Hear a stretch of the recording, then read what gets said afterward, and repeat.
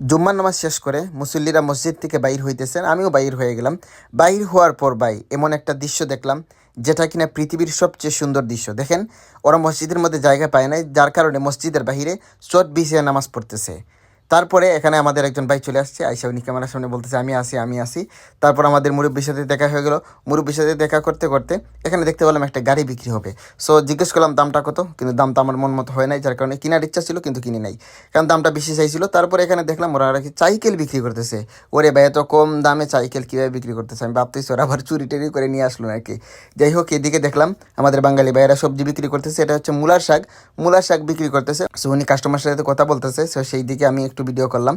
তারপরে ওইদিকে আসার পর একজন বাঙালি ভাই আমাকে বলতেছে, ভাই কি আপনি কি ভিডিও করতেছেন? তো আমি বললাম হ্যাঁ, ভিডিও করতেছি।